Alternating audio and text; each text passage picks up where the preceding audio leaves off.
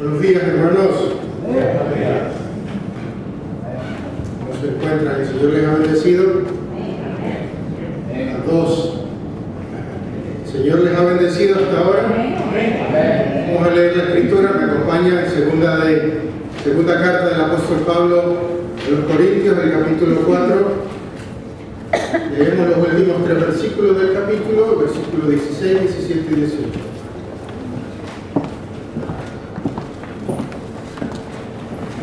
Dice el apóstol Pablo: por tanto, no desfallecemos, antes bien, aunque nuestro hombre exterior va decayendo, sin embargo nuestro hombre interior se renueva día en día, pues esta aflicción leve y pasajera nos produce un eterno peso de gloria que sobrepasa toda comparación. Y al poner nuestra vida en las cosas que se ven, y al no poner nuestra vida en las cosas que se ven, sino en las que no se ven. Porque las cosas que se ven son temporales, pero las que no se ven son eternas. Amén. Pueden sentarse, hermanos.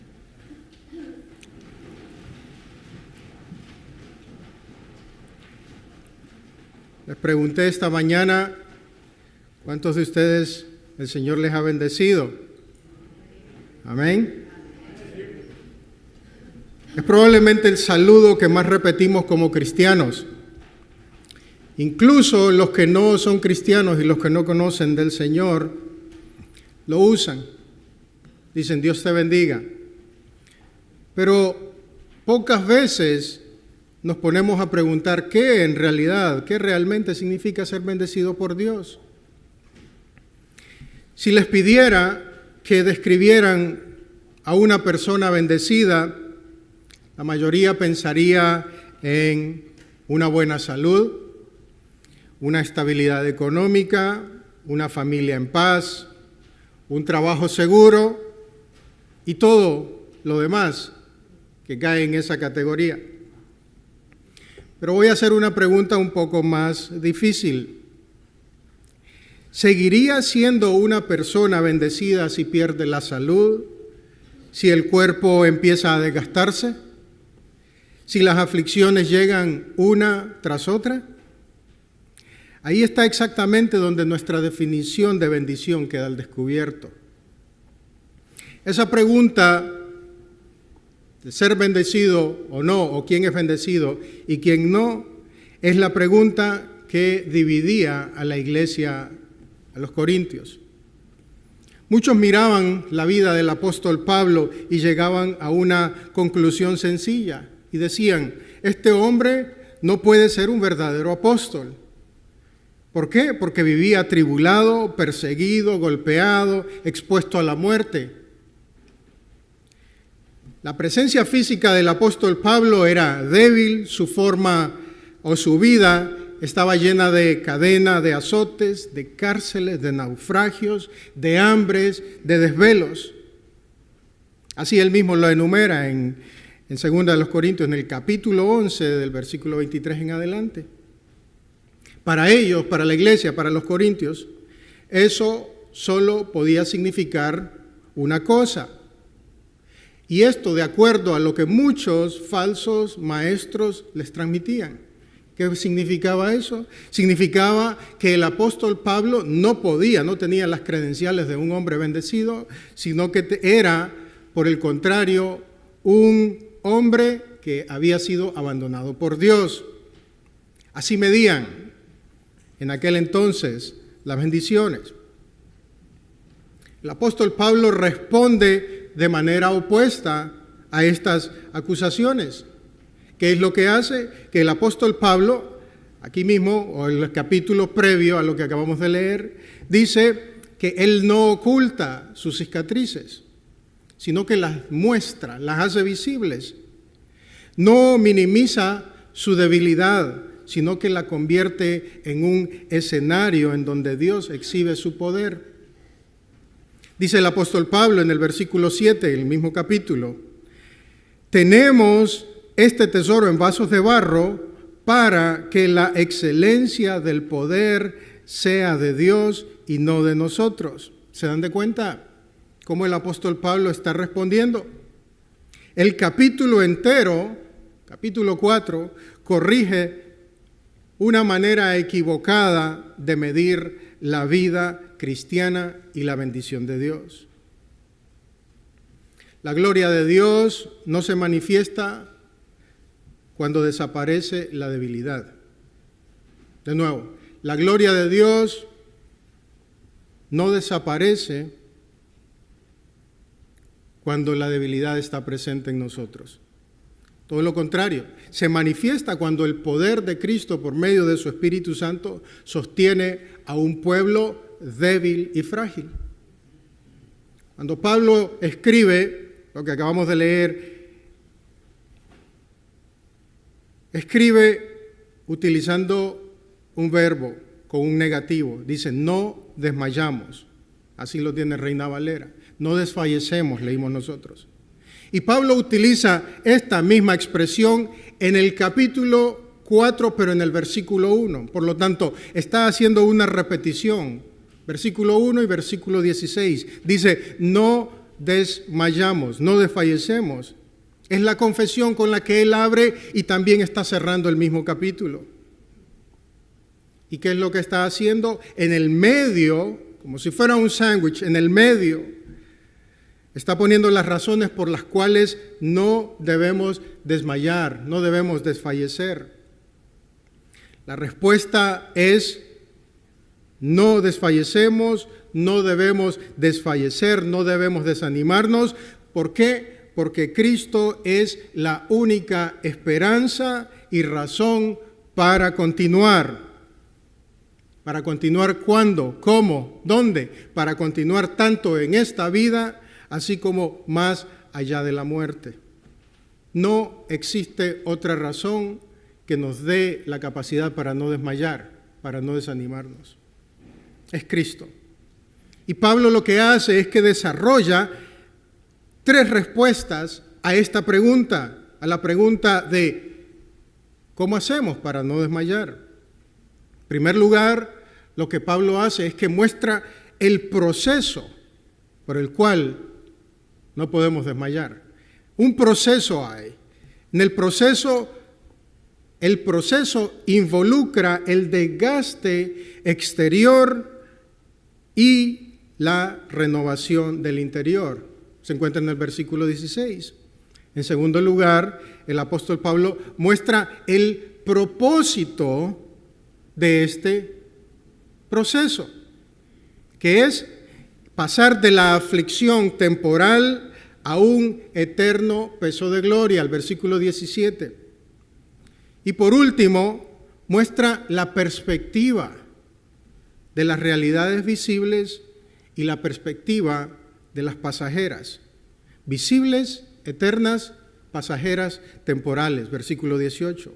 Así que tenemos un proceso, un propósito y una perspectiva. El apóstol Pablo nos explica por qué en este desarrollo, por qué el creyente no desmaya o por qué puede él superar esas circunstancias. El creyente no desmaya porque persevera con esperanza en esta vida y aún frente a la muerte lo puede lograr. Miremos lo que dice el versículo 16, iniciando con este proceso. El desgaste exterior y la renovación del hombre interior. Dice nuevamente el apóstol Pablo, por tanto, no desmayamos. Antes, aunque nuestro hombre exterior se va desgastando, el interior, no obstante, se renueva de día en día. Pablo comienza con una realidad que nadie puede negar. ¿Cuál es esa realidad? Que nuestro hombre exterior se va desgastando. Eso es una realidad que ninguno de nosotros podemos objetar. No dice que se desgastó de una vez, sino que se va desgastando.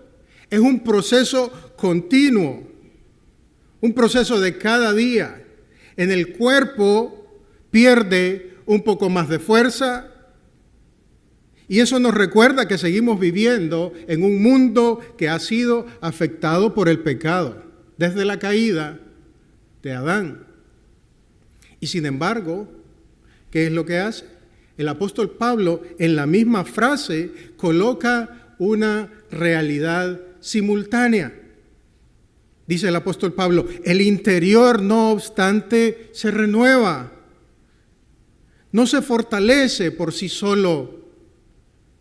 No hay una capacidad, no hay una habilidad innata a nosotros que haga que ese interior se renueve.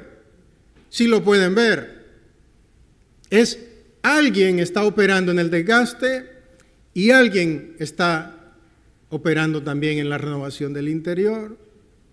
Y Pablo aquí no está hablando de una actitud positiva ni de una fuerza de voluntad para poder obtener esa renovación interior. El hombre interior, dice, es la vida nueva que Dios ha creado en nosotros, los cristianos, los que seguimos a Cristo.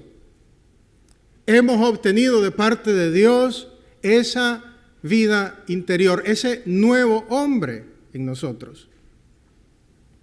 La persona renovada por el Espíritu Santo es, y digo, esta renovación no es simplemente un día más. El apóstol Pablo lo dice. La renovación no se trata de un día más, sino que es un actuar de parte de Dios que lo está haciendo de manera continua en su pueblo. Es una obra que este mundo caído jamás podrá producir en los seres humanos. No hay nada que este mundo nos pueda dar que nos permita ser renovados en nuestro interior. No existe. Dice el apóstol Pablo a los Colosenses, les escribe que el hombre, en el capítulo 3, versículo 10, dice el apóstol Pablo, que el hombre, hablando del hombre interior, se va renovando conforme a la imagen del que lo creó. Capítulo 3, Colosenses 3, 10. El hombre interior es renovado. ¿Con qué? Con un propósito, conforme a la imagen del que lo creó. Porque esta renovación es la que nos hace posible que nosotros podamos decir que no desmayamos. El desmayar o el decir no desmayo, no desfallezco, es posible porque Dios nos renueva en nuestro interior. Porque Cristo nunca deja un día de desgaste sin un día de gracia. Entiéndame, un día que vivimos es un día de desgaste en nuestro físico, un día que vivimos más es un día en el cual Cristo renueva nuestro interior. Ese es el proceso. Nos renueva a través de su gracia. Es una acción continua. No hay tal cosa como hoy sí, mañana no, el miércoles tal vez, el jueves tal vez se acuerda Dios de renovarme. Es continuo. Esa es la realidad, ese es el proceso. Nos desgastamos de igual manera, de forma continua. Les confieso algo. Tuve problemas leyendo los primeros versículos. Yo creo que la letra de mi Biblia se encogió. Porque antes leía bien, ahora estos ya no me sirven. Ese es el desgaste propio y natural de nosotros. Nos vamos desgastando. La razón por la cual no desmayamos no está en la fuerza, sino en la fuente que sostiene a aquel que se está desgastando. Repito, no está en su fuerza, en su capacidad, en su habilidad, en su pericia, sino que descansa en Dios, que es el que puede producir en nosotros esa renovación. Es la fuente que lo sostiene, es Él. Y este mismo verbo, hablando de desgaste, aparece en otros pasajes en la Escritura. Aparece en Lucas 18:1, en Gálatas 6:9, en Efesios 3, 2 Tesalonicenses 3:13.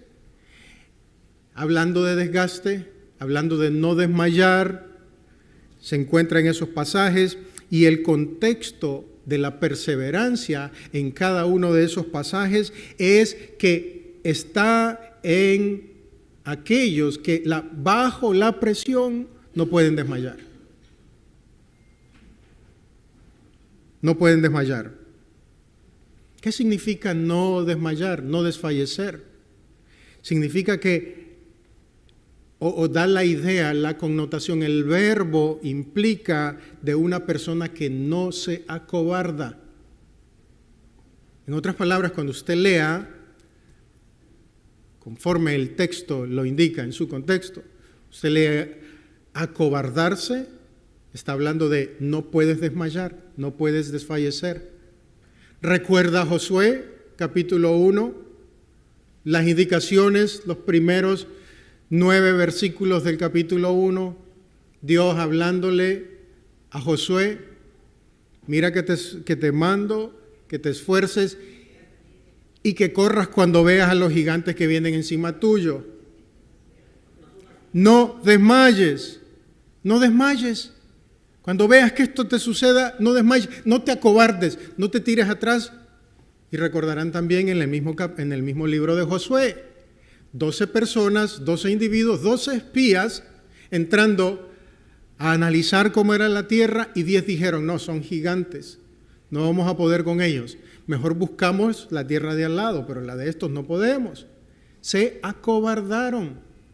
Y eso es lo que el apóstol Pablo nos quiere dejar a nosotros saber. No podemos acobardarnos, no podemos desmayar en medio de las circunstancias. ¿Cuáles son esas? Que el hombre de afuera se va desgastando. Es decir, yo no me puedo acobardar y decir: ya no veo la letra, ya no voy a leer más. No podemos decir. Lo que Pablo no está diciendo que el cuerpo deja de deteriorarse, es una realidad. Pablo no está diciendo que la renovación ocurre de una vez en cuando. Dice que sucede día tras día. ¿O acaso no lo notan ustedes? ¿No notan que por afuera nos vamos desgastando cada día más? La perseverancia del creyente no descansa finalmente en su fuerza, en la fuerza de su fe. Nuevamente, la esperanza, la perseverancia del creyente no descansa finalmente en la fuerza de su fe, sino que la perseverancia del creyente descansa en la fidelidad de Cristo para poder sostenerlo. ¿Es eso lindo? ¿No es eso maravilloso? Que no depende de ti, no depende de mí. Pablo ya había explicado acerca de esta renovación unos versículos antes. Pablo decía: llevamos siempre por todas partes en el cuerpo la muerte de Jesús. ¿Para qué? Versículos 10 y 11, 4, 10 y 11. Para que también la vida de Jesús se manifieste en nuestros cuerpos. Mientras la muerte deja sus marcas sobre el vaso de barro, la vida de Cristo se manifiesta en el creyente. Qué gloriosa realidad. Qué grande es nuestro Dios. Porque podemos decir que el desgaste del cuerpo no demuestra la ausencia de Cristo. Todo lo contrario, muchas veces es el escenario en donde Dios hace más evidente su suficiencia. Lo repito de nuevo.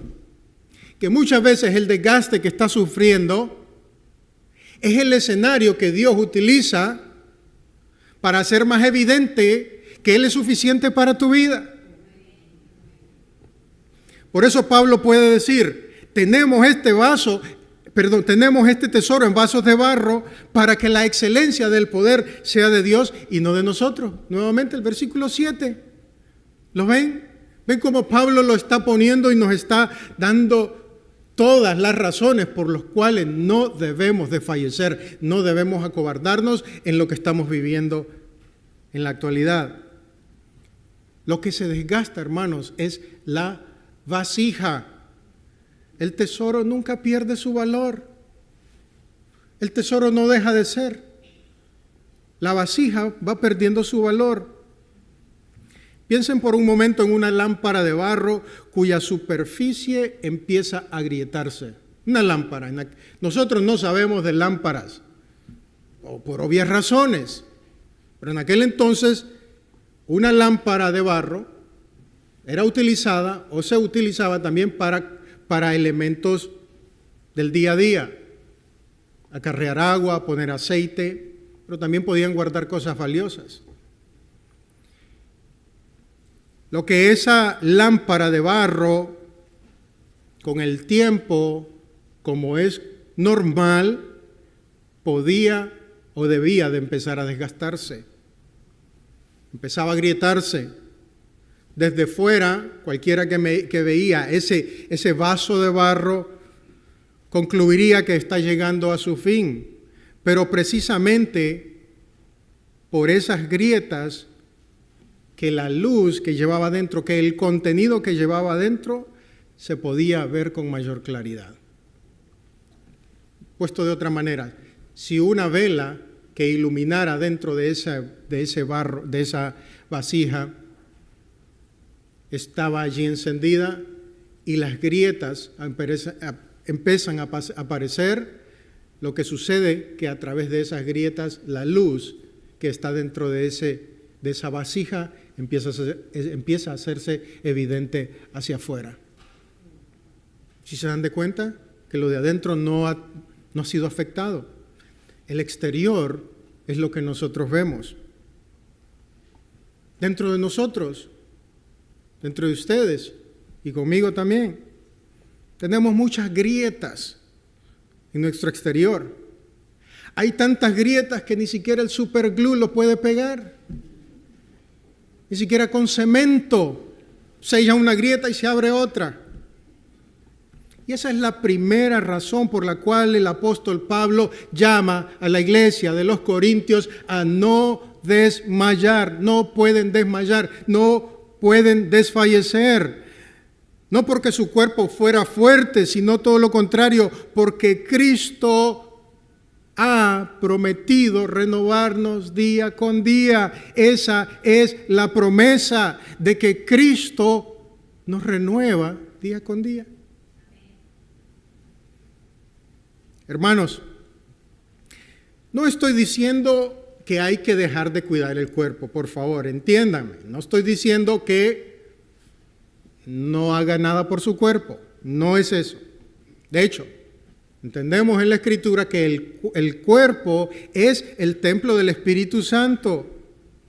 Además, la palabra nos indica en Santiago 5 de que si hay alguno enfermo en la congregación, llame a los ancianos que oren por él. Así que no hay nada de malo. La Escritura no nos está prohibiendo, no es pecado.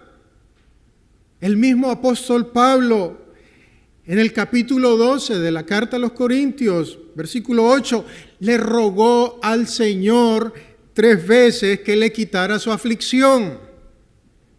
Así que no es pecado, no hay que descuidarlo, sino que la pregunta que el texto nos da y la pregunta para usted en esta mañana es: ¿dedican el mismo cuidado al hombre interior como lo están haciendo con el hombre exterior? Esa es la pregunta. Mientras todos podemos ver el desgaste de nuestro exterior, solo Cristo está realmente o realizando la obra más importante. ¿Cuál es? Renovarnos día con día. ¿Para qué? Para hacerlos y para hacerte a ti y a mí cada vez más semejante a Él. Eso es lo que hace. Así que ya tenemos la primera razón para no desmayar. Están ustedes y yo, estamos en el proceso, todos, sin excepción. El cuerpo se desgasta al mismo tiempo que Cristo renueva día tras día el hombre interior. Quizá alguno de ustedes está pensando entonces, hay algo más difícil de resolver. Mi problema no solamente es que envejezco, puede pensar alguno de ustedes. O simplemente es que ya tengo la cabeza cubierta de canas. O en realidad ya no tengo nada. Se me cayó todo el pelo. No solamente es que envejezco. Mi problema no solamente es de apariencia, no solamente es físico. Es una traición imperdonable. Es una decepción que va consumiendo mi alma. No puedo perdonar. Una pérdida que no se cura con el transcurso de los días, las semanas, los meses, los años. Pablo no evade esta objeción. Pablo conocía de primera mano estos dolores. El apóstol Pablo fue traicionado, fue abandonado. Los judíos lo querían matar. Fue tratado como la escoria de este mundo, dice en la primera carta a los Corintios 4, 9 al 13. Decía él, hemos venido a ser la escoria de este mundo, el desecho de todos. Y sin embargo, este mismo hombre, cargando ese mismo peso, escribe la palabra que menos esperaríamos de alguien en su condición. ¿Cuál es esa palabra? Acerca de los sufrimientos, de las aflicciones. Dice, es leve. ¿Cómo puede alguien, en el caso del apóstol Pablo, habiendo pasado por tantas circunstancias, llamar y considerar leve a todo este tipo de dificultades, de aflicciones, traiciones? Una vez lo apedrearon tanto que creyeron que se había muerto. Lo perseguían los judíos, lo perseguían dentro de las iglesias aquellos falsos maestros. Náufrago, perdió toda esperanza de vivir, dice en las mismas cartas.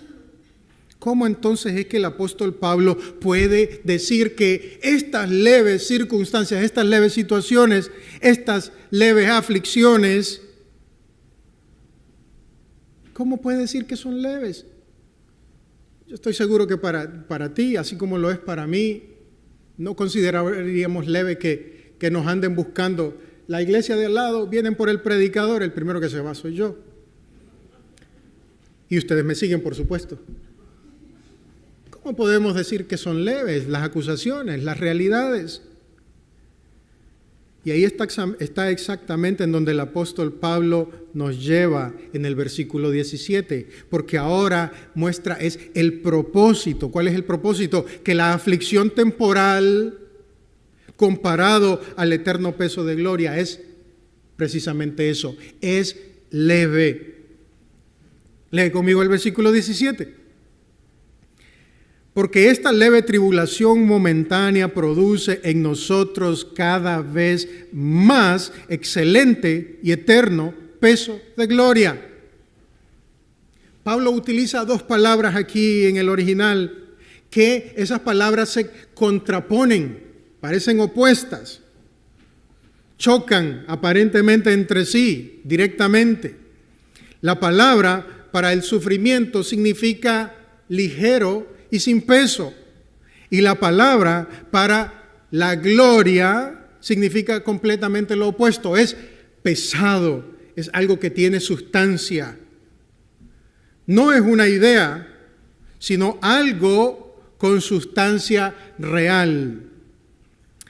¿Qué es lo que nos está diciendo en otras palabras? Que la gloria que Dios prepara no es un premio simbólico, entiendan, hermanos. La gloria que Dios prepara para los suyos, para su iglesia, no es un premio simbólico.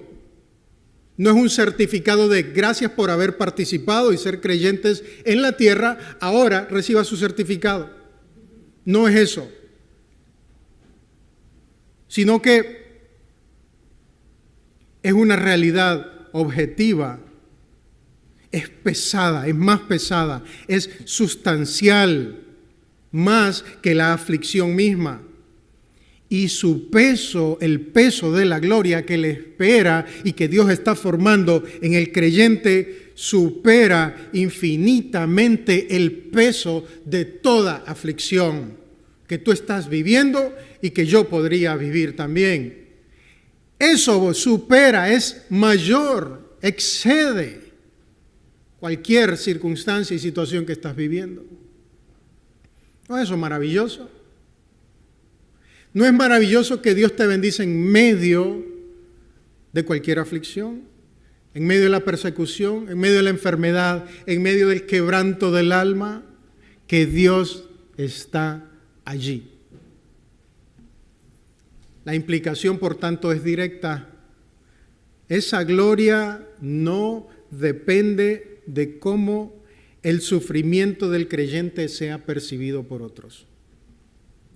Escúchame bien, la implicación es directa. La gloria, esa gloria que Dios da, no depende de cómo el sufrimiento del creyente es percibido por otros. Porque esa era la acusación para el apóstol Pablo. Decían, tú no puedes ser apóstol de Dios. Tú no tienes apariencia. Tú no tienes la elocuencia de los griegos. Tú no tienes la capacidad. Mira cómo andas, eres un pobre. No depende de cómo otros lo ven. Descansa exclusivamente en lo que Dios ha determinado que tiene valor eterno. En otras palabras, no es tu perspectiva acerca de la vida, de los sufrimientos y de la gloria que Dios ha preparado, sino que depende de el que la da, que es Dios. Dios es el que determina qué es lo que tiene valor y qué es lo que no tiene valor. Por eso es que lo que Él da no puede perderse por ningún motivo, por ninguna razón. No hay circunstancia u obstáculo que haga que nosotros podamos perder aquello que Dios ha prometido darnos. No se puede perder. No está sujeta a las circunstancias que tú estés pasando. Depende exclusivamente de la fidelidad de Dios. Imagínense, ¿puede estar más segura nuestra bendición? ¿Puede estar más segura nuestra renovación? ¿Puede alguien dudar acerca de la fidelidad de Dios? Pablo lo que hace aquí también utiliza la imagen de una balanza, hablando de lo pesado y lo liviano. Utiliza la imagen de la balanza con precisión, como sucedía con un platillo, una balanza era sostenida, en un lado de la balanza había un platillo, en ese platillo se ponía el peso, 1 libra, 1 kilo, lo que sea como pesaban, en el otro lado empezaban a poner aquel otro elemento, un producto, y así medían qué pesaba más. Así era como lo hacían. Lo que Pablo está haciendo aquí, utilizando esta imagen, es que por un lado, en un platillo, coloca su propio sufrimiento. ¿Cuáles son esos sufrimientos del apóstol Pablo? Son los azotes, las persecuciones, los naufragios, el hambre, el abandono, el peligro constante y todo lo demás. Por otro lado dice, aún así, todo esto de un lado del platillo, esta situación que me pasa y esta leve tribulación no es match, diríamos en inglés. No tiene comparación la gloria de Dios, sus promesas, todo lo que yo sufro, no se compara con Él, con su gloria. Entiendan bien, hermanos, lo que Pablo no está diciendo, y él no está minimizando el dolor del creyente de ninguna manera. Pablo no está actuando como los estoicos, que hacían caso omiso al sufrimiento. Por eso la expresión de no ser estoico, de ser indiferente a la realidad de la vida. Pablo no está utilizando esa imagen, está haciendo una comparación que es objetiva. Cuando la gloria eterna se coloca en la balanza, ningún sufrimiento de esta vida, por pesado que sea, puede sostener la comparación con él. Ninguno, no existe, no hay comparación. Ningún sufrimiento en esta vida va a ser mayor que la gloria que Dios está creando en el creyente. Pablo no dice que la gloria vendrá después de la aflicción. No está diciendo eso. No dice, hay que sufrir para que venga la gloria. No lo dice. No dice que es como dos eventos separados. Dice que la aflicción produce esa gloria. Esto es un verbo de causa y efecto. ¿Entiende? Esto producirá aquello. La aflicción no es un obstáculo. Muchas veces esa aflicción es el instrumento que Dios mismo está empleando para producir un resultado. Y ahí es lo que no nos gusta. No nos gusta la aflicción porque solamente queremos el resultado. Y Pablo dice, no se vista que no va. ¿Quiere resultado? Es necesario la aflicción. Hay que ser precisos aquí, porque este punto se puede malinterpretar con facilidad. La aflicción, hermanos, por sí sola no tiene poder santificador.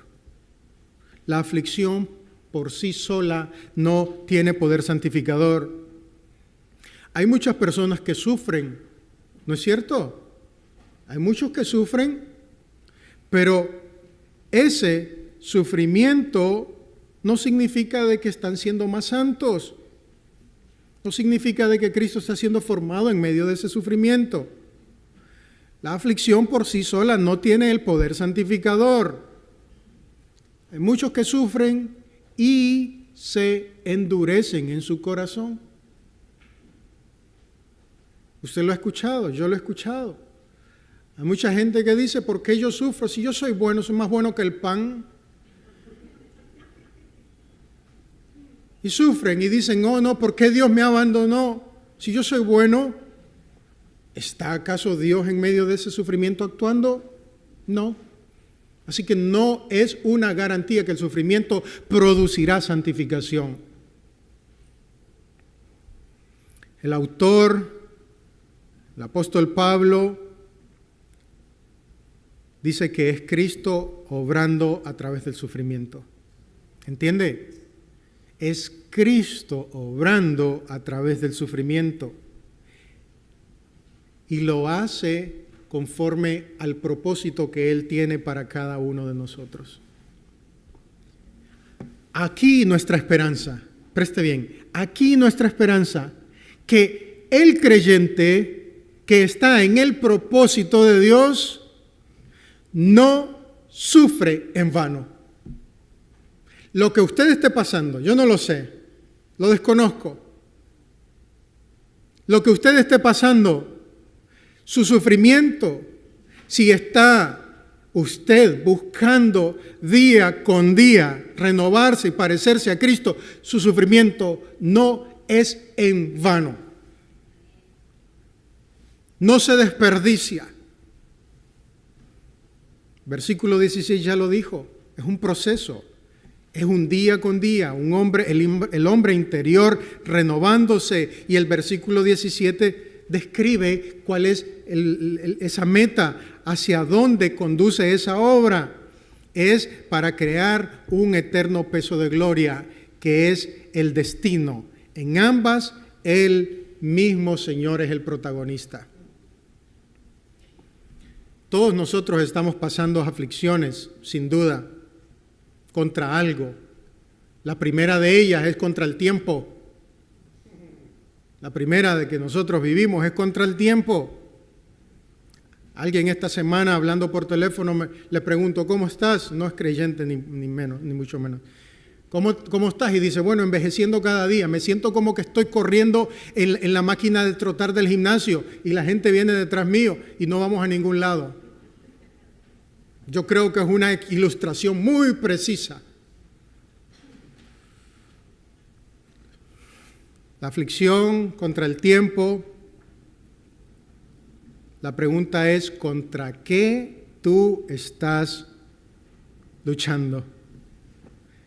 Si pesáramos con nuestras propias fuerzas, esta aflicción siempre nos va a parecer insoportable, incapaz de llevarla 1 centímetro más.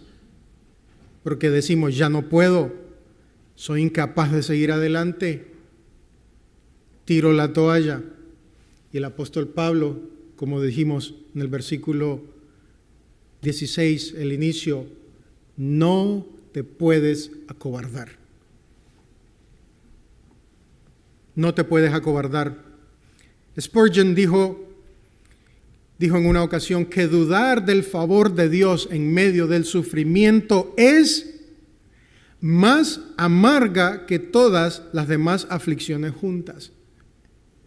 De nuevo, dudar de el favor de Dios mientras estás en sufrimiento es más amargo que cualquiera que sea esa aflicción.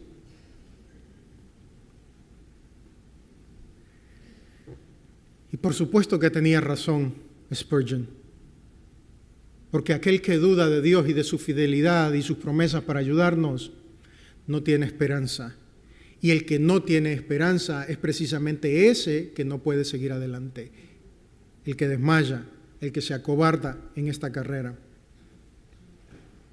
¿Qué es lo que pasa entonces? ¿Qué es la invitación mía en esta mañana hacia ti? Que escribas, si lo quieres hacer, si no, está bien. Yo no voy a revisar nada, ni voy a llamar a lista, ni mucho menos. Escribir el nombre de tu aflicción, la aflicción que hoy pesa sobre ti. Escribirla y poner junto a ella la palabra Cristo. Contrastarla, ponerla frente a frente, ponerla en esa balanza y ver cuál es la que pesa más. Si tu aflicción o el glorioso Cristo. Porque el mismo que lo sostiene, que te sostiene hoy, puede estar usando esa aflicción tuya para producir una gloria que no se va a acabar, que no tendrá fin, que es eterna. Eso es lo que está diciendo. Dios puede estar utilizando esa situación, esa circunstancia tuya para producir algo que tiene valor eterno. Esa es la segunda razón. El destino es, la aflicción es leve, la gloria es eterna. Pero todavía, por supuesto, queda una pregunta. La pregunta es, si Cristo nos renueva cada día y está produciendo gloria por medio de las aflicciones, ¿por qué tantas veces seguimos desanimándonos? Porque esa es la otra realidad, el desánimo. Si Cristo está operando en mí y está produciendo una gloria en mi interior, ¿por qué yo sigo o por qué me desanimo? ¿Por qué quiero renunciar a todo? ¿Por qué quiero dejarlo, no continuar? Pablo responde eso en el versículo 18. El problema no siempre es el peso de nuestras circunstancias. Muchas veces es el lugar en donde tenemos puesta nuestra mirada. De nuevo, el problema no siempre es el peso de las circunstancias que estamos pasando y enfrentando, sino que muchas veces es el lugar en donde tenemos puesta la mirada. Es la perspectiva. La perspectiva de lo visible y lo que es invisible. Eso es lo que el apóstol Pablo dice, versículo 18. No mirando nosotros las cosas que se ven, sino las que no se ven. Pues las cosas que se ven son temporales, pero las que no se ven, ¿qué son? Son eternas. Ninguno de nosotros aquí tenemos idea ni del infinito ni de la eternidad, porque no lo conocemos. Somos finitos, somos temporales, por lo tanto parece una idea ajena a nuestra concepción de la realidad. Y es lo que el apóstol Pablo dice. Están viendo lo finito, están viendo lo temporal, están viendo lo que se acaba. Y claro, aquí hay un asunto que entra en conflicto con nuestra capacidad de entender. El apóstol Pablo está diciendo, las cosas que se ven se terminan, las que no se ven son eternas. Espérame, Pablo, entonces, ¿cómo hago para ver las que no se ven? Pero porque no se ven, precisamente por eso. Entonces, ¿cómo hago? Compro esos lentes de Meta, de Google y la realidad virtual. ¿Qué es lo que debemos hacer? Aquí Pablo llega al lugar en donde finalmente se libra la batalla. ¿Cuál es esa? Es la mirada, precisamente. Es lo que está bien, lo que a mí me está fallando cuando leo la Biblia, exactamente. Pero no lo físico. Ahora Pablo habla de una mirada que no es la que capta lo físico, lo que es tridimensional, lo que nosotros podemos ver, la silla, el banco, el micrófono, el libro, lo que ustedes pueden ver. Esa es la batalla de nosotros, es la mirada, y es lo que el apóstol Pablo nos está diciendo. Si el versículo 16 describe el proceso, el 17 el destino, entonces el 18 describe cuál es la condición.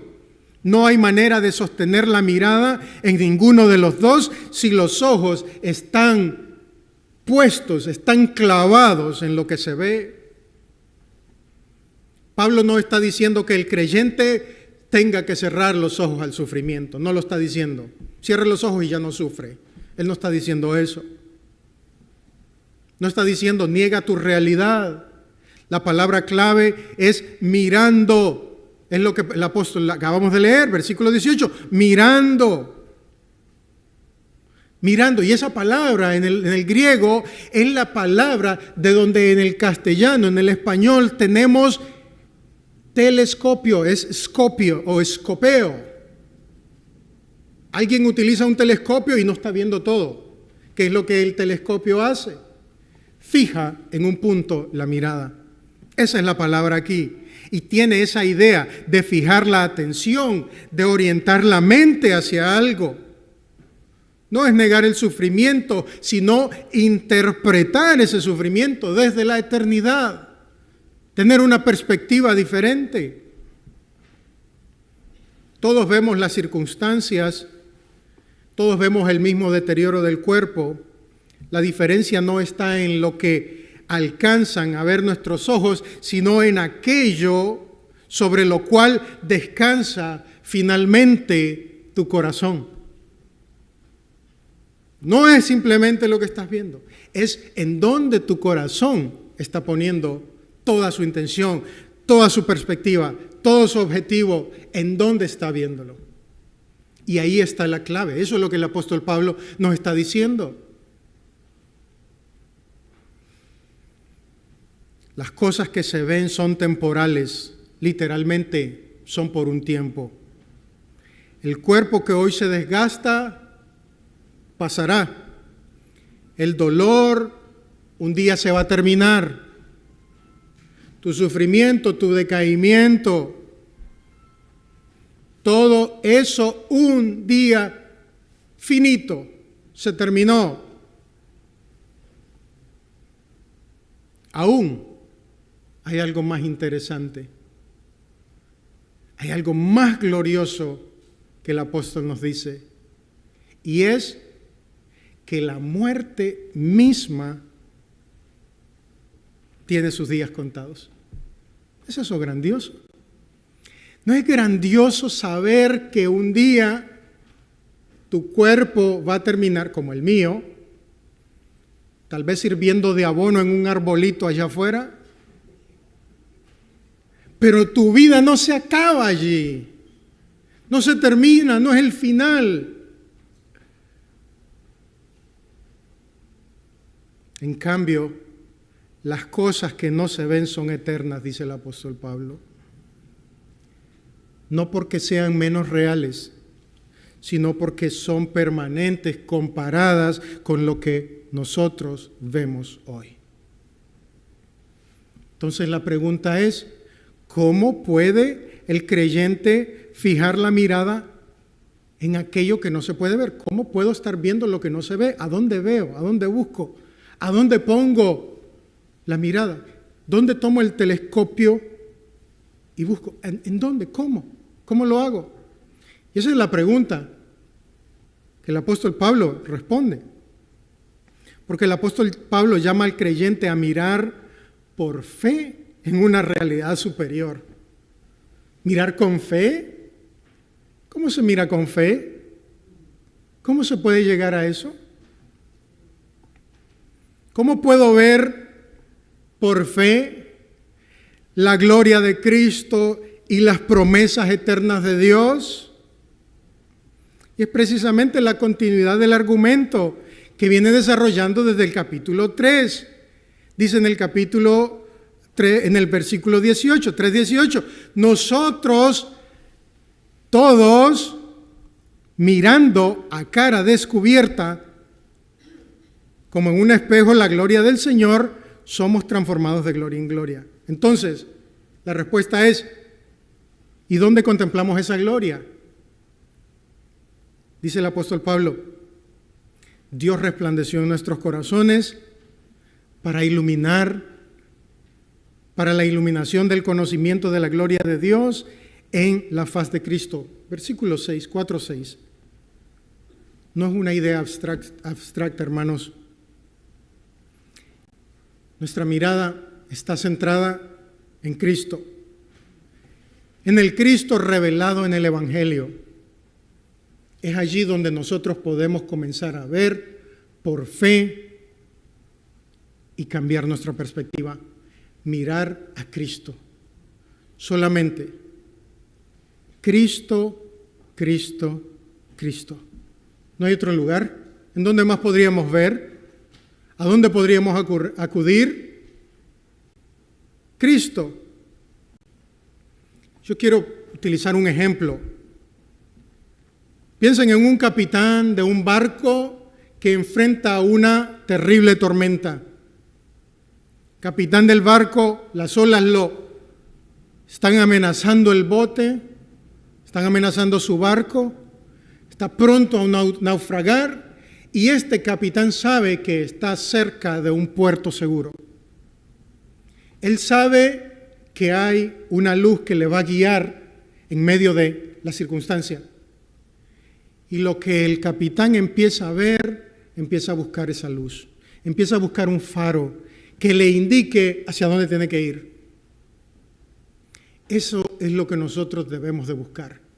Esa iluminación de Dios que nos indique hacia dónde debemos llegar. Fijar los ojos en Cristo como nuestro faro. Aunque la tormenta arrecia por fuera, pero si reconocemos que solo esa luz puede guiarnos a través de ella, llegaremos a puerto seguro. Y esto es lo que explica el propósito mismo del sufrimiento. Dios no permite las pruebas sin propósito. Nosotros sabemos que todas las cosas aman a Dios, todas las cosas ayudan a bien para que fuesen hechos conforme a la imagen de su Hijo. Romanos 8:28. Todas las cosas obran para bien a los que aman a Dios. Así que, hermano, cuando tengas el problema, cuando te venga, o en el momento en el que estás viviendo, tienes que saber que todas las cosas operan para bien a los que aman a Dios. Si amas a Dios, puedes estar seguro que Dios está haciendo algo en tu interior. El objetivo de Dios no simplemente es sacarnos de la dificultad, sino conformarnos a Cristo por medio de ella. Por eso el apóstol Santiago puede decir: tened por sumo gozo cuando os halléis en diversas pruebas, sabiendo que la prueba de vuestra fe produce un fruto. Muchos frutos. Santiago 1, 2 y 3. La prueba sigue siendo dolorosa, pero el creyente puede tener gozo en medio de ella porque sabe que Dios está obrando a través de ella. La dificultad no tiene que tener la última palabra. Quien tiene la última palabra es Dios. Y muchas veces, hermanos, es precisamente el sufrimiento en donde Cristo se vuelve más precioso. Porque quien está en sufrimiento, conociendo a Cristo, decide dejarlo por un lado. Todo lo contrario, corremos a Él porque es nuestra primera y última esperanza. Nadie fuera de Él.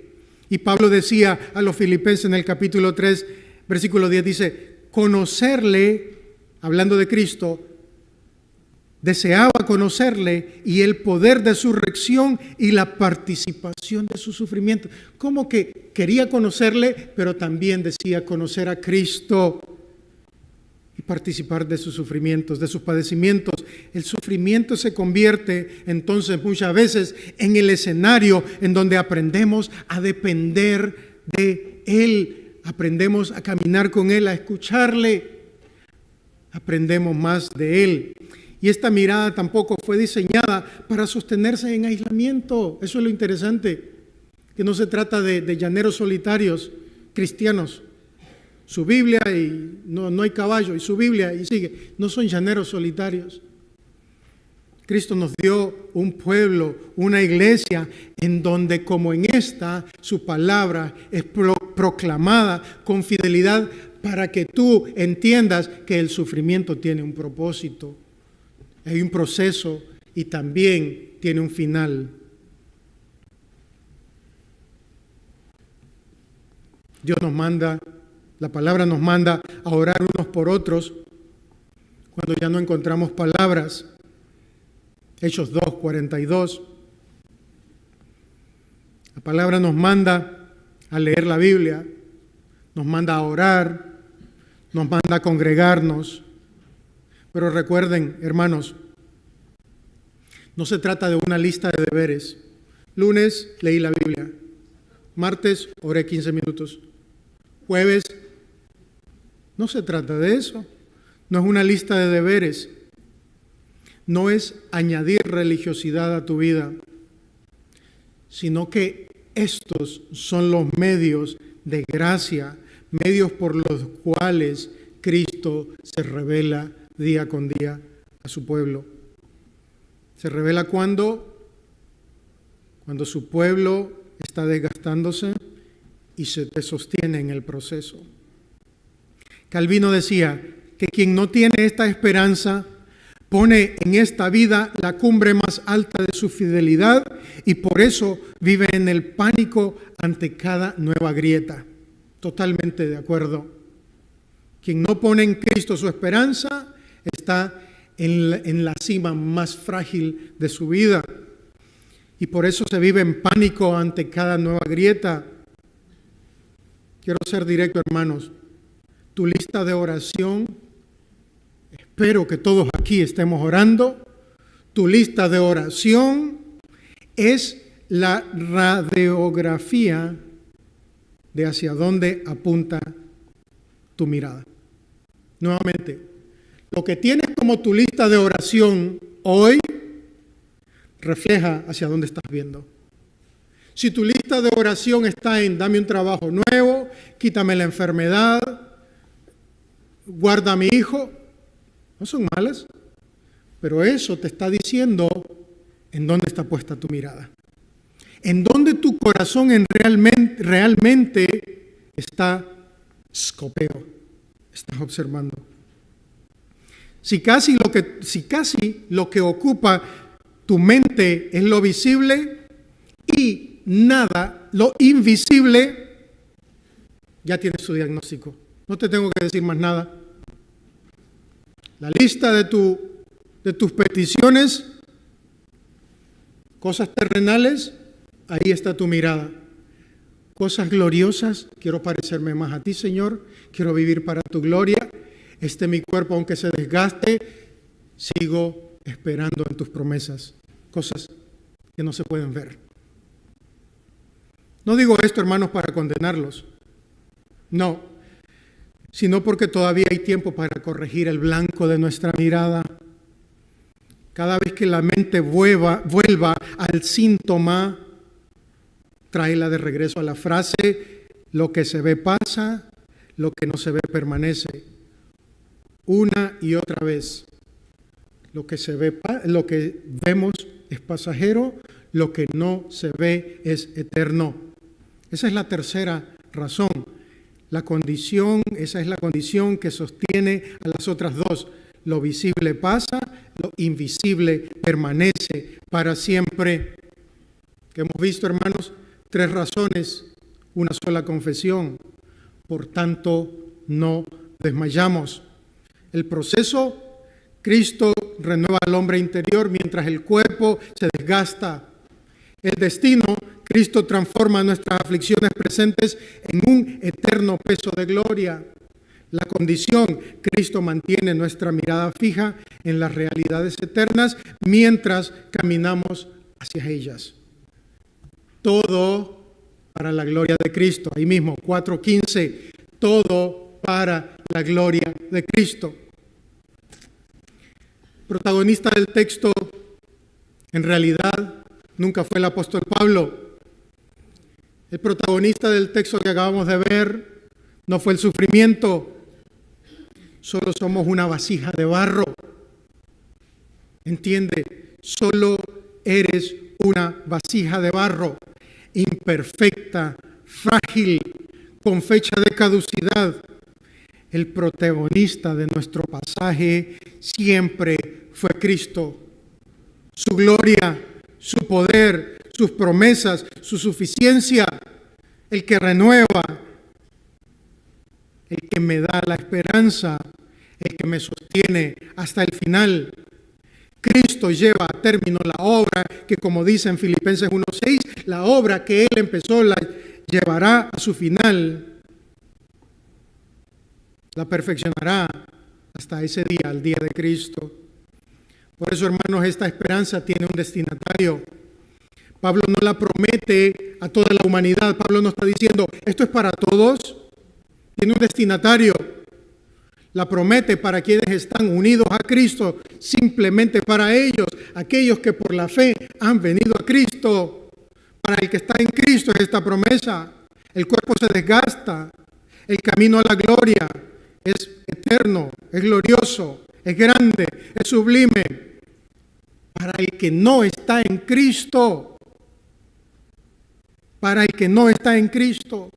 tu cuerpo también se desgasta. Pero el camino no es hacia la gloria, el camino es hacia el infierno. Así lo dice Hebreos 9:7, 2 Corintios 5:10. ¿Qué tenemos aquí? Tenemos el mismo cuerpo, tenemos el mismo envejecimiento, las mismas lágrimas. La diferencia la marca Cristo. Por eso la invitación del Evangelio es para aquel que todavía no ha venido a Cristo. Marcos 1:15 dice que Él llama a los pecadores a arrepentirse y a creer en el Evangelio. No promete una vida sin sufrimiento, promete algo mejor, promete el perdón y la libertad del castigo eterno. Ofrece sostenerte por su gracia, recibirte un día en su gloria. Y para los que pertenecemos a Cristo, el llamado 2 Corintios 13:5 es: examínese cada día a ver si usted está en la fe. Examínese cada día para saber si estás en la fe. Esa es la pregunta que Pablo le hizo a la iglesia, a los corintios. Examinaos a vosotros mismos si es que estáis en la fe. No todos los que estamos aquí o los que están aquí son cristianos. Eso es una realidad. Eso no se puede ocultar. No pases por alto el llamado del Evangelio. No vivas un día más sin Cristo. Mañana puede ser tu encuentro con la eternidad, pero no para la gloria. Quiero terminar y quiero que todos busquemos en la Biblia. Quiero terminar con un texto. Daniel, capítulo 12, versículo 13.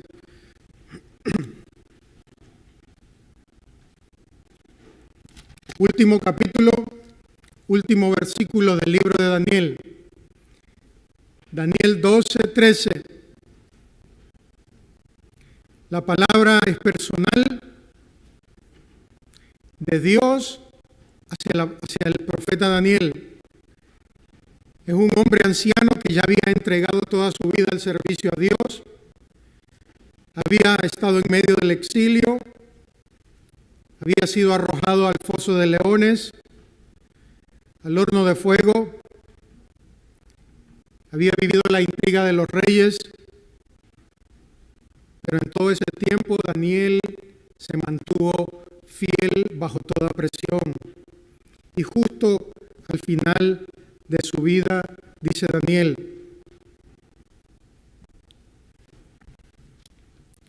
mas tú, o Dios le dice a Daniel, mas tú sigue hasta el fin. Descansarás y te levantarás para recibir tu heredad. ¿Cuándo? Al fin de los días. Esa es la promesa de la resurrección. Esa es la promesa de Dios para Daniel. Fue la promesa de Dios para Daniel y es la promesa de Dios para los suyos. Por eso, hermanos, no podemos desmayar, porque Cristo es nuestra esperanza en esta vida y nuestra esperanza en la muerte. Oremos. Padre, muchas gracias por tu palabra, porque en ella encontramos lo que nosotros no podemos encontrar fuera. No hay otro lugar, no hay otra manera, no hay en donde podemos buscar, encontrar refugio, reposo, aliento. Es en tu palabra y tu Espíritu Santo que la aplica a cada corazón. Y lo que te ruego, Señor, es que le dejes a mis hermanos el aliento necesario para seguir cada día. Aquel que pensaba que ya no podía, encuentre en tu palabra esa fuerza que solo de ella proviene. El que no te conoce, que corra en desespero, que corra prontamente, porque el tiempo está en contra de todos. Gracias por tu amor tan grande, que es el que nos sostiene hasta este día. Que miremos, que pongamos nuestra mirada, nuestros ojos, nuestro corazón en la eternidad contigo. ¿Para qué? Para que vivamos nuestros días sabiendo de que todos tienen caducidad y que una vez se abran las puertas de la eternidad, tú nos recibes con los brazos abiertos. Muchas gracias por todo. En Cristo Jesús.